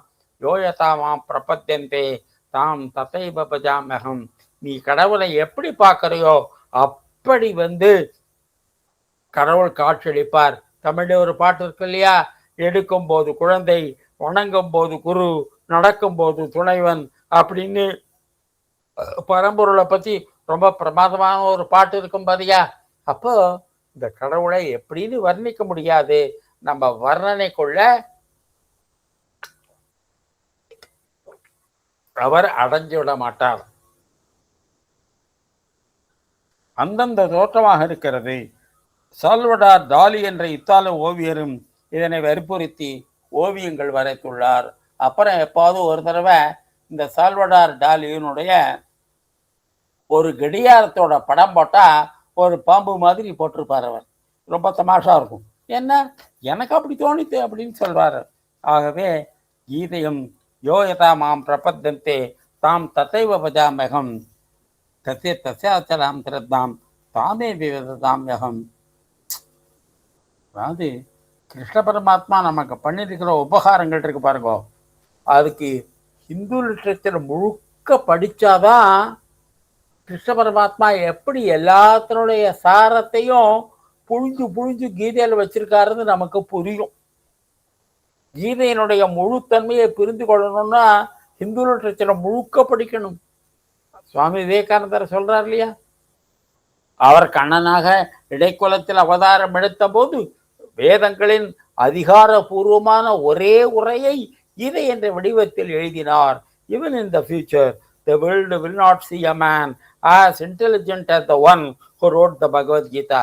எதிர்காலத்திலும் கூட கண்ணனை போன்ற அறிவுடைய ஒரு மனிதனை உலகம் காணாது அப்படின்னு சுவாமி விவேகானந்தர் சொல்லுகிறார். அதனால கீதையை படிக்க வேண்டும். இதை ஆதிசங்கரரை பற்றி பேசுகிற போது இதை குறிப்பிடுவதற்கு பெரிய அர்த்தம் உண்டு. ஆதிசங்கரர் 20 உரை நூல்கள் எழுதினார், பாஷ்யங்கள் எழுதினார், 23 தத்துவ நூல்கள் எழுதினார், பிரகரண கிரந்தங்கள்னு சொல்லுவோம், 83 தோத்திரங்கள் எழுதினார். இவ்வளவையும் சொல்லிட்டு கடைசியில் என்ன பண்றார், ஏஎம் கீதா நாம சகசிரம். தினம் தினம் பகவத்கீதை படி, தினம் தினம் விஷ்ணு சகசிரநாமம் படி, தினம் தினம் படி. ஒரு ஞான கடலாக இருக்கக்கூடிய ஆதிசங்கரர் இப்படி சொல்லிருக்காரு அப்படின்னாக்க தெரிஞ்சுதானே சொல்லியிருக்கார். அவர் எதையாவது படிங்கிறதுக்காக சொன்னாரா? இந்து லிட்ரேச்சரை பற்றி அவ்வளவு ஒரு பறவை பார்வை உடையவர் கிருஷ்ணபரமா ஆதிசங்கரர். அவரே அப்படி சொன்னாருக்கா அப்படின்னா கீதை விஷ்ணு சகஸ்ரநாமத்தினுடைய பெருமையை பற்றி நம்ம எப்படி சொல்ல முடியும்? 1930 பெர்லினில் ரவீன்ஸ்ரீனும் ரவீந்திரநாத் டாகூரும் ஆற்றிய உடலாலை குறிப்பிட்டு அதை தமிழ் மொழிபெயர்த்து கேந்திரம் நூலாக வெளியிட்டது. அதனால் காண்பவரின் பார்த்தையை பொறுத்து காணப்படும் பொருள் அமையும் என்ற கருத்து அறிஞர்களுக்கு, கலைஞர்களுக்கு, விஞ்ஞானிகளுக்கு ஏற்புடையது என்று நாம் இறுதி பொருளாக கூறுகிறோம். இதில் ரொம்ப பிரமாதமான விஷயம் என்ன தெரியுமா? வெர்னர் ஐசன்பர்க்னு ஒரு பெரிய சயின்டிஸ்ட், அவற்றை படித்தவங்க நிறைய பேர் நோபல் பிரைஸ் வாங்கியிருக்காங்க, அவருக்கும் வாங்கியிருக்காங்க. அப்புறம் ஃப்ரிட்ஜாஃப் கேப்ரா, இந்த ஃப்ரிட்ஜாஃப் கேப்ரா ரெக்கமெண்ட் பண்ணி தான் அந்த சென்டர் ஃபார் யூரோப்பியன் ரிசர்ச் சென்டரில் அந்த நடராஜருடைய சிலையை வச்சாங்க. அவங்க 2 பேரும் பேசின பேச்சை பற்றி எங்கேயோ நடுப்புற படித்தேன். என்ன ஆனந்தம், என்ன ஆனந்தம். அப்போ இவங்க முதல்ல ஃப்ரிட்ஜாஃப் கேப்ராவை கிண்டல் பண்ணி, நினையா பாட்டி மாதிரி பழங்கதையெல்லாம் சொல்கிறேன், இந்தியாவில் தோன்றித்தான் சிலையா, அங்கே கொண்டு போய் ஒரு விஞ்ஞான ஆராய்ச்சி மையத்தில் வைக்கணும், என்ன கப்ஸா வளர்ற படா அப்படின்னு சொல்லிட்டாங்க. அதுக்கப்புறம் ஃப்ரிட்ஜாஃப் கேப்ரா அவங்கள்ட்ட எடுத்து சொல்லி, அப்புறம் வெர்னர் ஐசன்பர்க்கும் ஃப்ரிட்ஜாஃப் கேப்ராவுக்கு பின்னாடி தன்னுடைய வெயிட்டை போன பிறகு தான் அந்த சென்டர் ஃபார் யூரோப்பியன் ரிசர்ச்சில் தமிழ்நாட்டிலேருந்து போகிற ஒரு நடராஜரை அந்த ராபர்ட் இமான் அப்படிங்கிற அந்த செர்னோட டைரக்டரும் அனில் காக்கோடுகர் என்று அவரை நான் தரிசனம் பண்ணிருக்கேன். அனில் காக்கோடுகர் என்று இந்தியாவினுடைய அணு விஞ்ஞான கழகத்தினுடைய தலைவரும் 2 பேர் சேர்ந்து அந்த சிலையை திறந்து வச்சாங்க. எதற்காக சொல்கிறேன் அப்படின்னு சொன்னால், இந்த ஐன்ஸ்டீன் டாகூர் கான்வர்சேஷன் இருக்கு பாருங்க, அதுக்கு இந்து மதத்தில் ரொம்ப ரொம்ப முக்கியம். அப்படியே யோக வாசிஷ்டத்தினுடைய கருத்து. என்னோட நண்பர் ஒருத்தர் இருக்கார், அவர் யோக வாசிஷ்டம் பற்றி எழுதின புத்தகத்தை ஐயா அப்துல் கலாம் அவர்கள் வெளியிட்டிருக்கார். அந்த நண்பரை கேட்டேன், இப்போ நீங்கள் என்ன சார் புத்தகம் படிச்சுட்டு இருக்கீங்க? யோகா வாசிஷ்டம் படித்ததுக்கு அப்புறம் நான் வேற எதுவுமே படிக்கிறது இல்லை Krishnamurthy. I read only Yoga Vasishtha, Yoga Vasishtha, Yoga Vasishtha. அதுக்குள்ள உலகம் முழுக்க வந்துருது அப்படின்னு அந்த நண்பர் சொன்னார். காண்பவனின் பார்வையை பொறுத்து காணப்படும் பொருள் அமையும் என்ற கருத்து அறிஞர்கள், கலைஞர்கள், விஞ்ஞானிகள் ஏற்படுத்தி அதெல்லாம் ஒரு டைனமிக் பொருள், ஒரு அசையும் செயல்படும் பொருளை ஒரு அசையா பொருளா வர்ணிப்பது இந்த விஞ்ஞானிகளுடைய மிகப்பெரிய குறை. அதுக்கு இந்த உலகமே பெரிய விலை கொடுக்கிறது. என்ன தெரியுமா விலை? உண்மையை உணராமல் போகின்ற முட்டாள்தனம்தான் விலை. அதனால இந்த ஷ்ரோடிங்கருடைய வேவ் வர்சஸ் பார்ட்டிகிள், இந்த படைப்பு என்பது அலையா துகளா? ஒரு பக்கம் பார்த்தா அலை, ஒரு பக்கம் பார்த்தா துகள். எப்படி சார் ஒரே பொருள் ரெண்டு விதமா காட்சி அளிக்கும்? பார்ப்பவனின் பார்வையை பொறுத்து பார்க்கப்படும் பொருளும் தன்மை அடைகிறது. இதுதான் வேதாந்தம், இதுதான் விஞ்ஞானம், இதுதான் கலை அப்படின்னு டாகோரும் ஐன்ஸ்டீனும் பேசின பேச்சு வெளிப்படுத்துகிறது.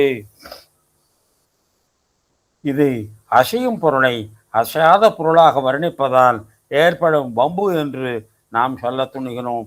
டைனமிக் பொருளை ஸ்டாட்டிக் பொருளாக கூறுவதால் ஏற்படும் முரண்பாடு என்று நாம் சொல்ல துணிகிறோம். ஆதிசங்கரின் அத்வைத சித்தாந்தத்திற்கு இடம் இருப்பதாகத்தான் தோன்றுகிறது.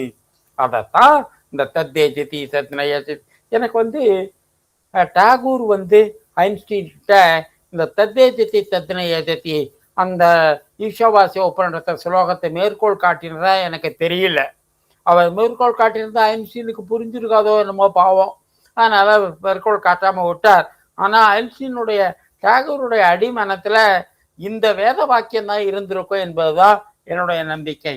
மாயை என்றால் எது இல்லையோ அது என்ற பொருள் இல்லை, இல்லாததில்லை, தவறாக புரிந்து கொள்ளப்பட்டது, தவறாக புரிந்து கொள்ளப்பட்டது, தவறாக புரிந்து கொள்ளப்பட்டது.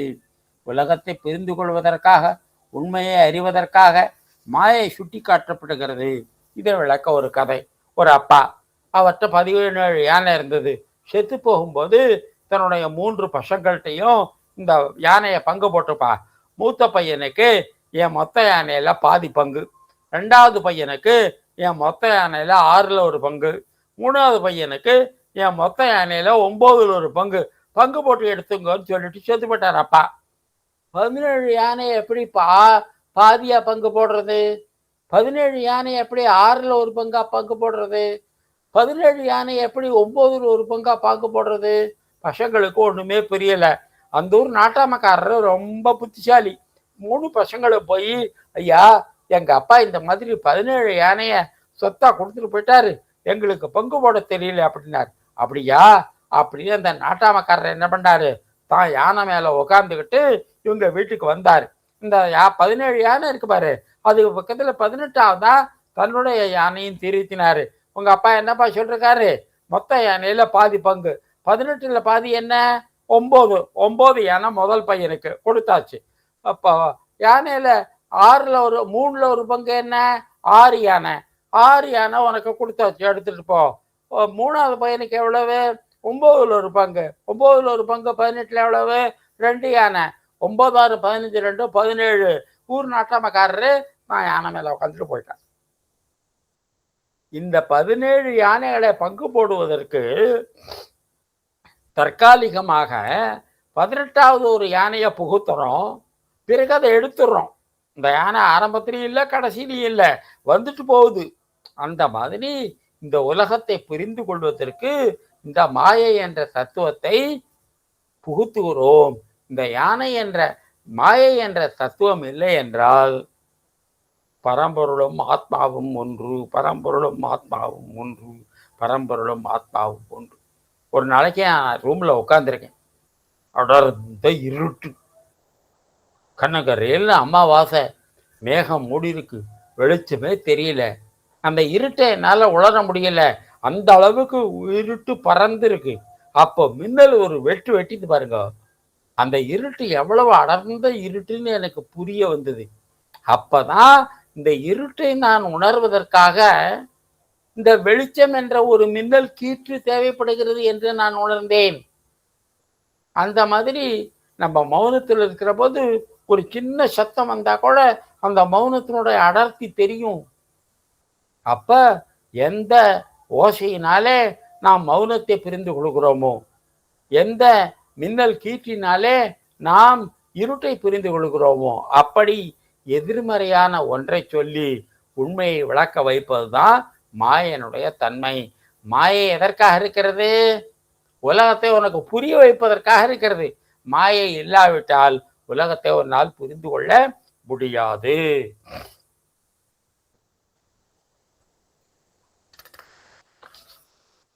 சில சமயம் இருட்டின் அடர்த்தியை எடுத்துக்காட்ட ஒரு மின்னல் கீறல் பயன்படும். இசத்தின் அடர்த்தியை எடுத்துக்காட்ட சிறு ஓசை பயன்படும். மாயைக்கு என்று தனித்த இருப்பு கிடையாது என்பதை ரமண மகர்ஷியின் கல்யாண வீட்டில் திருட்டுச்சோறு தின்ன வந்தவன் கலையில் தெரிகிறது. மாயை எப்பொழுது தோன்றியது? ரொம்ப பிரமாதமான கேள்வி. ஆதிசங்கரோட வியாச பகவான் மகாபாரதத்துல 3 பகுதிகளை ரொம்ப முக்கியமாக கருதி வச்சிருக்கிறார். சத்துவகுணமுடைய தர்மராஜாவுக்கு பீஷ்மர் சொன்னது விஷ்ணு சஹஸ்ரநாமம், அதுக்கு ஆதிசங்கரர் உரை எழுதியிருக்கிறார். ரஜோகுணமுடைய அர்ஜுனனுக்கு கிருஷ்ண பரமாத்மா சொன்னது பகவத்கீதை, ஆதிசங்கரர் உரை எழுதியிருக்கிறார். இந்த 2 எல்லாருக்கும் தெரிஞ்சது. இதே மாதிரி சம முக்கியத்துவத்தோட ஆனால் குறைச்சலாக அறியப்பட்ட 3வது ஒரு நூல் இருக்கிறது, சனத் சுஜாத்தியம் என்று. திருதராஷ்டிரனுக்கு, தாமச குணமுடைய திருதராஷ்டிரனுக்கு சனத்குமாரன், அவர் தான் பின்னாடி முருகனா வந்தவர்ன்ற நம்ம வேதங்களே சொல்லியிருக்கு. அப்படிப்பட்ட அந்த சனத்குமாரர் சொன்னதுதான் சனத் சுஜாத்தியம் என்ற ஒரு நூல். இதுக்கு 5 உரைகள் இருக்கின்றது. ரொம்ப கடினமான நூல். அவ்வளவு பகவத்கீதை மாதிரியோ விஷ்ணு சஹஸ்ரநாமம் மாதிரியோ புரிந்து கொள்ள எளிமையானது இல்லை. அதுல இந்த கேள்வியை திருதராஷ்டிரன் கேட்கலாம். இந்த உலகம் மாயை எப்ப தோன்றியது அப்படின்னு. அப்புறம் இன்னொரு கேள்வி, கடவுள் ஏன் உலகத்தை படைச்சார்? இந்த 2 கேள்வி திருதராஷ்டிரன் வாயிலே இருந்து வர்றது ரொம்ப நேச்சுரலாகவும் இருக்கு, ரொம்ப முக்கியமாகவும் இருக்கு. ஒரு முட்டாள் ரொம்ப பெரிய கேள்வியை ரொம்ப இயல்பா கேட்டுடுவான், ஆனா ரொம்ப முக்கியமான கேள்வியாகவும் இருக்கும். அப்ப இந்த மாயை எப்பொழுது தோன்றியது? அது விவேகானந்தர் பதில் சொல்றார். மாயை தோன்றிய பிறகுதான் காலம் என்ற ஒன்றே தோன்றிட்டு. கொஞ்சம் கஷ்டமான பதில் தான். இந்த காலம்ங்கிற ஒன்னே எப்ப தோணுச்சு? மாயை உலகத்தை உண்டாக்கின பிறகுதான். அதனால காலம் என்பதை பற்றி நிறைய புத்தகம் நம்ம லைப்ரரியில் இருக்கு. அப்ப காலம்னா என்ன? எல்லாம் ஒரே சமயத்துல நடக்காம இருக்கிறதுக்காக இது முன்னாடி இது பின்னாடி என்று சம்பவங்களை இயற்கையானது வரிசைப்படுத்தி இருக்கிறது. அதற்குத்தான் காலம் அப்படின்னு பேரு. அதனால இந்த காலம்ங்கிறது இந்த உலகம் உண்டானதுக்கு அப்புறம் தான் வந்தது. அதனால உலகம் எப்போ உண்டாச்சுன்னு கேட்கறது விவேகானந்தர் சொல்ற மாதிரி, ஒரு பேரனின் எந்த வயதில் தாத்தா பிறந்தார்? தாத்தா பிறந்த அப்புறம் தான் பேரனே வந்தான். இந்த உலகம் உண்டானதுக்கு பிறகுதான் காலம், வருஷம், மாசம், தேதி இதெல்லாம் உண்டாச்சு. அதனால எப்ப தோன்றிட்டு அப்படின்னு எப்படி பதில் சொல்ல முடியும்? உலகம் தோன்றிய போது காலம்ங்கிற ஒன்றே இல்லை. அதனால இந்த மாயை என்பது எப்ப தோன்றியது என்பதற்கு காரணம் கிடையாது. இந்த இடத்துலதான் பிசிக்ஸும் பிலாசபியும் ஒன்று சேருது. இன்னொன்று, கடவுள் ஏன் இந்த உலகத்தை படைச்சாரு? திருதராஷ்டிரன் இந்த கேள்வியை கேட்கறான். ஐசக் அசிமோவ்னு ஒரு ரஷ்யன் பிசிசிஸ்ட் ரொம்ப நாள் அமெரிக்காவில் இருந்தார். ரொம்ப பிசிக்ஸை பற்றி ஒரு அறிமுக புத்தகம் எழுதியிருக்கிறார். அவர் இயற்கையில் ஏன் கிராவிட்டி இருக்கிறது, புவியீர்ப்பு சக்தி ஏன் இருக்கிறது, இயற்கையில் ஏன் எலக்ட்ரிக்கல் சக்தி இருக்கிறது, மின் சக்தி இருக்கிறது, இயற்கையிலேயே காந்த சக்தி இருக்கிறது, இயற்கையில ஏன் லேசான அணுசக்தி இருக்கிறது, இயற்கையிலே ஏன் கனமான அணுசக்தி இருக்கிறது. அப்ப strong nuclear force, week nuclear force, magnetic force, gravitational force, electrical force, இந்த 5 தான் இயற்கையில் இருக்கிற அடிப்படை கருத்துக்கள். இதெல்லாம் ஏன் இருக்கு அப்படின்னு அந்த புஸ்தகத்தில் அந்த ஐசக் அசிமோவ் ஒரு கேள்வி கேட்குறேன். 700 பக்கம், கொஞ்சம் பெரிய புஸ்தகம் தான் அது. 700 பக்கம் இதெல்லாம் டிஸ்கஸ் பண்ணிட்டு கடைசி பக்கத்தில் ஒரு பதிலை சொல்கிறார்.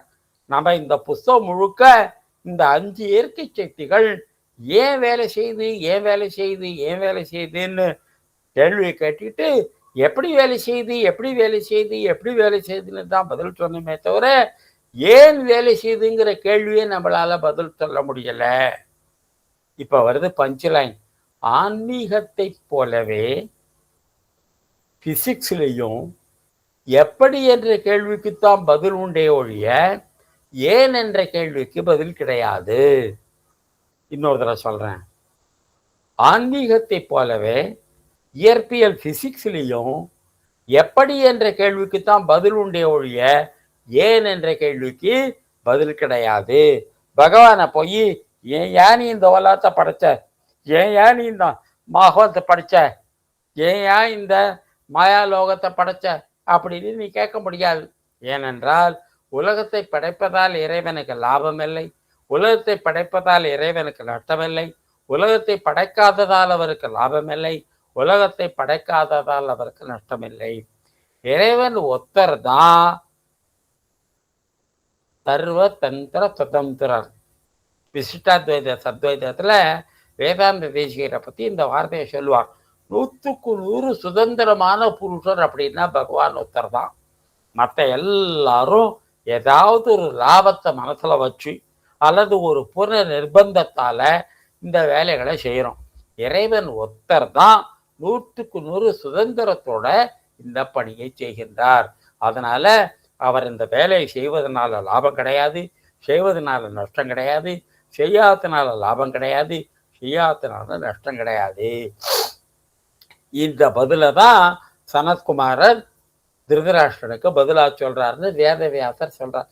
இந்த மாதிரி கேள்விகளை எல்லாம் இன்னைக்கு எத்தனையோ 1000 ஆண்டுகளுக்கு முன்னாடியே வியாச பகவான் ஆன்டிசிபேட் பண்ணியிருக்காரு அப்படின்னா அவருடைய பெருமை பற்றி என்ன சொல்லுது? நம்மளால முடிஞ்சது என்ன? அந்த வியாச பகவானுக்கு ஒரு நமஸ்காரம் பண்ணுறதான நம்மளால முடிஞ்சது. விசிஷ்டாத்வைதிகள் மாயன் இருப்பிடத்தை விளக்க வந்த அத்வைத கருத்துக்கள் தெளிவாக இல்லை என்று குற்றம் சொல்கிறார்கள். இந்த மாயைக்கு இருப்பிடம்னு ஒன்று இருந்தால் தெளிவாக சொல்லலாம். இந்த மாயை பரம்பொருளின் பார்வையில இருந்து பார்க்கும்போது ஜீவாத்மா பக்கம் இருக்கு, ஜீவாத்மா ஒரு பக்கத்திலிருந்து பார்க்கும்போது பரம்பொருள் பக்கம் இருக்கு.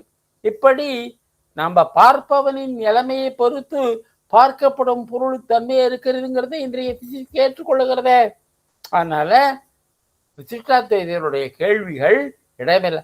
இது கேள்விகள் இடமில்லாமல் போயிடுச்சு அப்படிங்கிறது பிற்காலத்தில் வந்த சயின்ஸு பண்ணின காரியம். இதை ஆன்டிசிபேட் பண்ணி ஆதிசங்கரர் அன்னைக்கே சொன்னாருங்கிறது அவருடைய பெருமை. இப்படி விசிஷ்டாத்வைத சித்தாந்தத்திற்கு முற்பட்ட ஆதிசங்கரர், பிற்காலத்தில் வந்த விஞ்ஞானம், இந்த ரெண்டும் இந்த கேள்வியை அப்படி எதிர்கொண்டு இருக்கின்றன. துவைதிகள் மாயாவாதத்தை ஒரு அசுர சக்தியாகவே கொடுக்கிறார். நான் உடுப்பி, நானும் ரங்கராஜன் சாரும் உடுப்பிக்கு போயிருந்தோம். உடுப்பிக்கு போயிட போது சொன்னாங்க, இந்த உடுப்பியில் கிருஷ்ணர் சிலை இங்கே இருந்து ஒரு 10 கிலோமீட்டரில் ஒரு கிராமம் இருக்கும், ஒரு பேர் சொன்னாங்க, பேர் மறந்து போச்சு.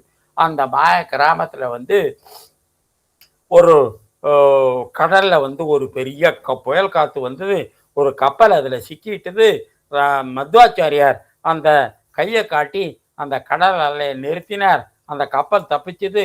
அந்த கப்பலுடைய தலைவன் மத்வாச்சாரியார் வச்ச மரியாதையால் ஒரு கோபி சிந்தனை கட்டியை, பெரிய கட்டியை கொடுத்தான். அதை உடச்சி பார்த்தா அதில் கிருஷ்ண விக்கிரகம் இருந்தது.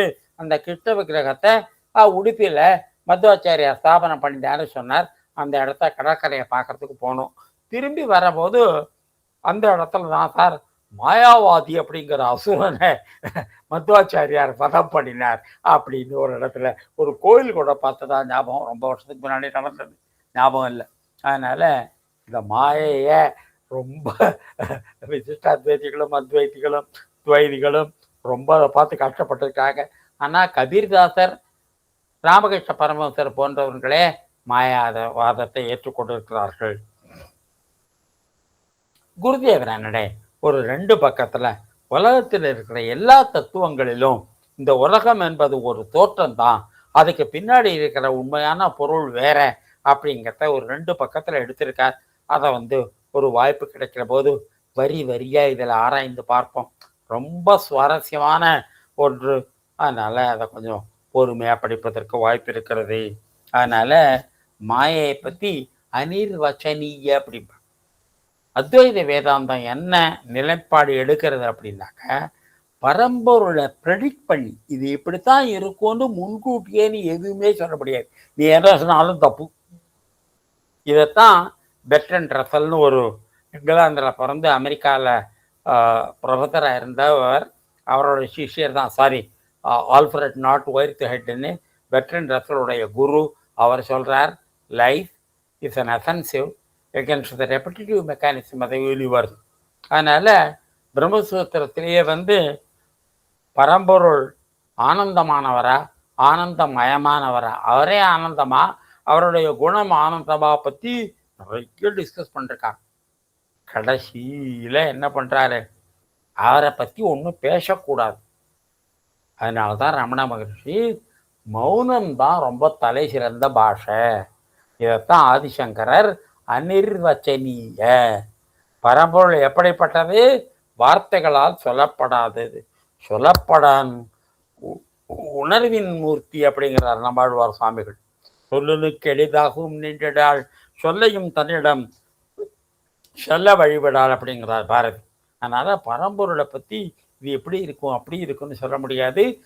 வாச்சோ நிவர்த்தத்தை அப்ராப்பி மனசாசக என்று தைத்திய உபநிஷதம் அவரை பற்றி பேச முடியாமல் சொற்களானவை தோற்று திரும்பி விடுகின்றன. இன்றைக்கு இந்த பிளாக் ஹோல் அப்படின்னு விஞ்ஞானத்தில் ஒரு பெரிய பொருளை பற்றி சொல்கிறாங்க இல்லையா, அந்த பொருளை பற்றி பேசுகிற விஞ்ஞானிகள்லாம் என்ன சொல்கிறாங்கன்னா, ஒரு பொருள் நமக்கு கண்ணுக்கு தெரியுதுன்னா அதை மேலே விழுகிற ஒளி கிரணங்கள் அதிலிருந்து ரிஃப்ளெக்ட் ஆகி நம்ம கண்ணுக்கிட்ட வருது. இந்த கருந்துளைகள் அப்படிங்கிற இயற்கையில் இருக்கிற அம்சங்கள் நம்ம பார்க்குற பார்வையிலிருந்து வர அந்த ஒளிக்கிரணங்கள் எல்லாம் சுவாகா பண்ணிடுது, முழுங்கிடுது. அதனால அந்த ஒளிக்கிரணங்கள் திரும்பி அந்த பொருள் இப்படிதான் இருக்கும்னு நம்ம கிட்ட சொல்ல முடியல. அதனால அது எப்படி இருக்குன்னு நமக்கு தெரியாது. இந்த மாதிரி உலகத்துல பல இடங்கள் இருக்கு. பெருமுடா ட்ரையாங்கல்னு ஒன்று இருக்கு. அதை ரேடாரால கண்டுபிடிக்க முடியாது. கடல்ல அந்த இடத்துல தப்பு தவறி கப்பல் போச்சுன்னா கப்பலே முழுகிடும்.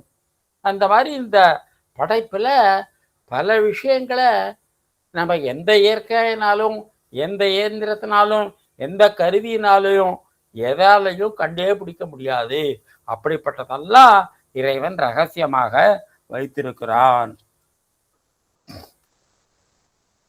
அதனால இந்த மாயைக்கும் இந்த பரம்பொருளுக்கும் நடுப்புற இருக்கிற இடைவெளி இருக்கு பாருங்க, அதை இட்டு நிரப்புறதுக்கு நாராயணாம்பாங்க, மகாலட்சுமிம்பாங்க, வாயும்பாங்க, அக்னிம்பாங்க. அப்புறம் இந்த பேதம் அப்படிங்கிறதுல சில சம்பிரதாயங்கள்ல என்ன பண்ணுவாங்க, மாயையே சுத்த மாயைன்னு சொல்லி அது இறைவனுடைய குணம் என்றும், அசுத்த மாயை என்று சொல்லி இது ஆத்மாவினுடைய அறியாமை என்றும் அப்படி 2ஆ பிரிச்செல்லாம் பேசுவாங்க. இதெல்லாம் கொஞ்சம் சாமர்த்தியம்தான். அப்படிப்பட்டவங்களுடைய காலை தொற்று வணங்குவோம். ஆனால் அவங்க மதத்துக்கு எவ்வளவு தொண்டு செஞ்சுருக்காங்க, எப்படி பக்தியை பரப்பியிருக்காங்க, ஒழுக்கத்தை வளர்த்துருக்காங்க, மனித குலத்துக்கு சேவை செஞ்சுருக்காங்க. அதனால் ஐடியாலஜிக்கலாக கொள்கை அளவில் அங்கே எப்படி இருந்தாலும் அவங்க ரொம்ப மனித குலத்திற்கு சேவை செய்து, மனிதன் ரொம்ப எளிமையானவன், அவனுக்கு ரொம்ப ஹியூமிலிட்டி, ரொம்ப பணிவு வேணும், பரம்பொருள் ரொம்ப பெருசு, இந்த கருத்துக்களை எல்லாம் சொல்கிறதுக்கு அவங்கவுங்களுக்கு உரிய முறையில் சொல்லியிருக்காங்க. உண்மையில கடைசியில் என்ன அப்படின்னு சொன்னால், முற்றிலும் திடப்பொருளாலான இயற்கை, முற்றிலும் எந்த பொருளாலும் ஆகாத பரமாத்மா. இந்த ரெண்டுக்கும் நடுப்புற கிரடேஷன் உண்டா இல்லையா? இதுதான் சயின்ஸ். இந்த சைத்தன்ய மகாபிரபு போன்றவங்கெல்லாம் உண்டுப்பா, ஒரு கிரடேஷன் உண்டு. அந்த கிரடேஷனை ரெண்டா பிரித்து இந்த உயிர் பக்கம் சாய்ப்பது அசுத்த மாயை என்றும், இந்த பரம்பொருள் பக்கம் சாய்வது சுத்த மாயை என்றும் ரெண்டா பிரிப்பாங்க. இது ராமகிருஷ்ண பரமஹம்சர் கூட சம்மதம் தான். ஆனால் ஆதிசங்கரரை போன்றவர்கள், ரமணரை போன்றவர்கள், ஓஷோவை போன்றவர்கள், ஜே கிருஷ்ணமூர்த்தியை போன்றவர்கள் இந்த உயிருக்கும் பரம்பொருளுக்கும் நடுப்புற எந்த விதமான இன்டர்மீடியட் ஸ்டேஜஸுமே கிடையாது அப்படின்னு சொல்கிறாங்க. இன்னொரு தடவை சொல்கிறேன், ஜே கிருஷ்ணமூர்த்தியை போன்றவர்கள், ஆதிசங்கரரை போன்றவர்கள், ரமணரை போன்றவர்கள், ஓஷோவை போன்றவர்கள் ஆத்மாவுக்கும் பரமாத்மாவுக்கும் நடுப்புற எந்த விதமான டிஸ்கண்டினியூட்டியும் கிடையாது. அதுதான் அவருடைய ஸ்டாண்ட். இதெல்லாம் பற்றி ஒரு சமுத்திரத்தையே ரொப்பலாம், அவ்வளவு இங்குகள் எழுதப்பட்டிருக்கின்றன. எப்படி இருந்தாலும் நம்ம எல்லாரும் நமக்கு என்ன, we can eat the cake as well as have it. நம்ம ஆதிசங்கர் சொன்ன மாதிரி அத்வைத சித்தாந்தத்தையும் படிப்போம், ராமானுஜன் சொன்ன மாதிரி நாராயண நாமத்தையும் சொல்லுவோம், மத்வாச்சாரியர் சொன்ன மாதிரி நாராயணன் என்ன, சக்தி என்ன, பிள்ளையார் என்ன, எல்லா பரம்பொருளையும் விடுவோம், சரஸ்வதியை வழிபடுவோம். நமக்கு லட்டும் சாப்பிட்ட மாதிரி ஆச்சு ஞானமும். அதனால நமக்கு மத்வாச்சாரியரையும் வேணும், நமக்கு சைத்தன்ய மகாபிரபு வேணும், நமக்கு ராமானுஜரும் வேணும், நமக்கு ஆதிசங்கரர் வேணும். ரொம்ப காலத்தால் ரொம்ப பின்னாடி பிறந்ததுனால ஒரு பெரிய அட்வான்டேஜ் இதுதான். அதனால் அவங்க எல்லாரையும் வணங்குவோம், அவங்களுடைய பெருமையை போற்றுவோம், அவங்களுடைய ஞானத்திலிருந்து நாம் நம்முடைய வாழ்க்கையை உயர்த்தி கொள்வோம். இதில் ரொம்ப முக்கியமான விஷயம் என்ன அப்படின்னா, எந்த நிலையிலையும் ஆதிசங்கரர் பதஞ்சலி சொல்கிற யமம் நியமம் என்ற ஒழுக்கம் சார்ந்த நல்லியல்புகளை கொஞ்சம் கூட காம்ப்ரமைஸே பண்ணிக்கல. உலகம் மாயே அப்படின்னு சொல்லி இங்கே எப்படி வேணாலும் வாழுங்கடா அப்படின்னு சொல்லவே இல்லை ஆதிசங்கரர். பதஞ்சலியோட யோக சூத்திரத்துக்கே ஆதிசங்கரர் எழுதின உரைய லெக்கெட்டுன்னு ஒரு இங்கிலீஷ்காரன் மொழிபெயர்த்திருக்கான். அதை சின்கேரி சங்கராச்சாரியாரும் ஆமாம் இது ஆத்தன்டிக் ஒர்க்கு தான்னு பண்ணியிருக்கார். மோத்திலால் பன்னர்தாஸ் சொல்லிட்டு இருக்கார், நம்ம கேந்திரா லைப்ரரியில் இருக்குது. அதனால ஆதிசங்கரர் பதஞ்சலி சொன்ன அஹிம்சை, சத்தியம், திருடாமை, பிரம்மச்சரியம், எளிமை, தூய்மை, திருப்தி, தவம், நல்ல புத்தகத்தை படித்தல், ஈஸ்வரனை சரண்புதல், இந்த 10 ஒழுக்க நிலை, இதுதான் யமம் நியமன்னு பேரு. இதுக்கு உருவகமாகவே ஆதிசங்கரர் வாழ்ந்திருக்கிறார். அதனால ஆதிசங்கரர் மாயேங்கிற பேர்ல நீங்க எப்படி வேணாலும் வாழுங்கடா அப்படின்னு உரிமை கொடுத்தாருன்னு சொல்லவே கூடாது. ஒழுக்கத்தை வற்புறுத்தினது மட்டுமல்லாமல் மிக உயர்ந்த ஒழுக்கவாதியாக வாழ்ந்து காட்டிய அந்த சங்கரை வணங்குவோம். ஆதிசங்கரருடைய இந்த அத்வைதத்தை பற்றிய கருத்துக்களை தொடர்ந்து பார்ப்போம். இன்றைக்கு விஞ்ஞானம் அப்படி ஆராய்ச்சி பண்ணியிருக்கிறது. இதிலெல்லாம் பெரிய பிரச்சனை என்னாக்கா, ஒரு ஃபிக்ஸடு பாயிண்ட்டே நினைக்கக்கூடாது. இதில் தான் ஷ்ரோடிங்கருடைய கான்செப்ட் ரொம்ப நமக்கு பயனுள்ளதாக இருக்கு. அதனால் நீ பார்க்கும் இடத்தை பொறுத்து பார்க்கப்படும் பொருளும் தன்மை அமையும். நீ எங்கேருந்து பார்க்குறியோ அந்த மாதிரி அந்த பொருள் தன்னுடைய சுபாவத்தை மாற்றிக்கொண்டே இருக்கும். நீ அந்த பொருளுடைய உண்மையான தன்மையை பார்க்கும்போது நீ வேற அந்த பொருள் வேலை அப்படிங்கிற இந்த இரட்டையே இல்லாமல் நீயே அந்த பொருளாக மாறிவிடுவாய். அந்த பொருளாக மாறிதான் அதனுடைய தன்மையை நீ புரிந்து கொள்ள முடியும். இதை சங்கரர் எத்தனை மொழிகளில், எத்தனை பாடல்களில், எத்தனை விதங்களில் சொல்லியிருக்காருன்னா, அப்படிப்பட்ட கவிஞனாகிய சங்கரரை, ஒழுக்கவாதியாகிய சங்கரரை, தத்துவவாதியாக கவிஞரை, ஆசிரியராக சங்கரரை வணங்கி நாம் பேசி தொடர்வோம். ஸ்ரீராமகிருஷ்ணா, ஸ்ரீராமகிருஷ்ணா, ஸ்ரீராமகிருஷ்ணா.